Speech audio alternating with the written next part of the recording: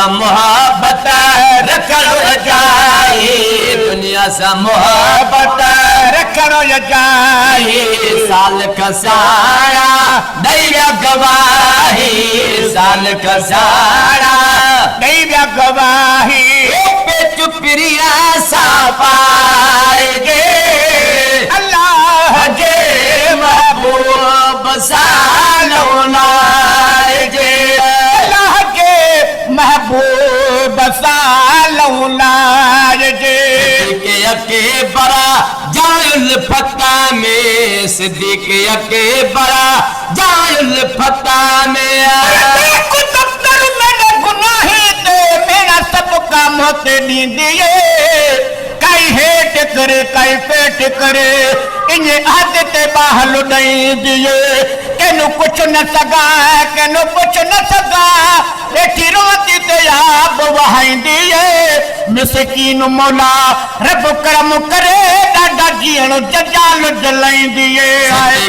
के बड़ा जायुल फता में, सिद्दीक के बड़ा जाउल फता में, पाण विञाए दिस मोहब्बत में, पाण विञाए सैद सुमबत में, इश्क सजगो जरकाए,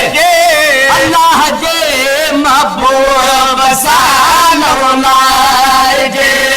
अल्लाह के महबूब सालो लाएगे। आशिक हर शय तरक कंदा आहिनि, आशिक हर शय तरक कंदा आहिनि, करी करम गरीब नवाजा, यको दरवाजा छोड़ के आय में आन मोहम्मद पकड़ में तेरा दरवाजा, एक हिजरत दी मजबूर कीता, दूजा जख्म रहान तो ताजा, गुलाम फरीदा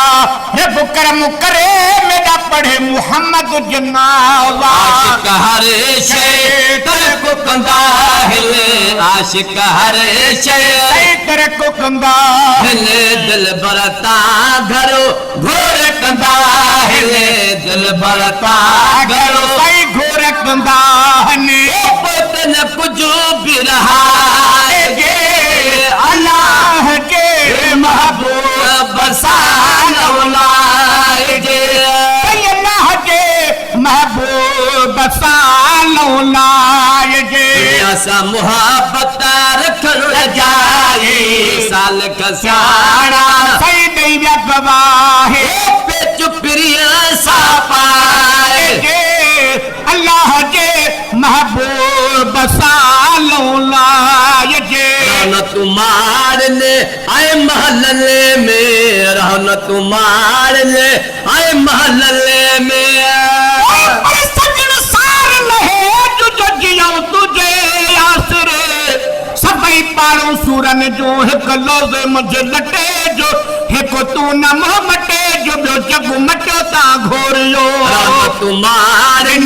आए महल्ले में, रहन तुम्हारे ऐं महलने में अवे सकरे निया जा जबलने में, अवे सकरे निया या जबलने में ओ वे फकीरी पाएगे, अल्लाह जे महबूब सालो लाएगे, अल्लाह के महबूब सालो लाएगे। इसका जो सौदो आहे अड़ागो, इसका जो सौदो आहे अड़ागो, महबूब जो जे मुँह में मेराई पाहिजी, तब ढोलन अग्यों ढकियो में, परे वेठो सतरिया का ॾाढो शर्म थियो में, ताल बहाल हबीब वटि निहोड़ल नियो में, तब साईं सॾु कयो में बेली भेरे भेरे भाल सां। इसका जो सौदो आहे अड़ागो, क्यों न बिलावल सिर जो सागो, क्यों न बिलावला सिर जो सांगो, नियो पुनला सन भाईगे, अल्लाह जे महबूब सालो लाएगे, अल्लाह के महबूब सालो लाएगे। सजना है वतन छॾे घरों से ठार सजना है वतन छॾे घरो तेरे नथे बस दिल भर के दर तेरे नथे बस दिल भर के दरे पाण वञी दफनाए मिठा नबी मां बि वॾो बदकार नबी मां भी वॾो बदकार तुझी शफा में अथ में उमेदूं तुझी शफा में साईं अथ में उमेदूं गुनाहने में गारो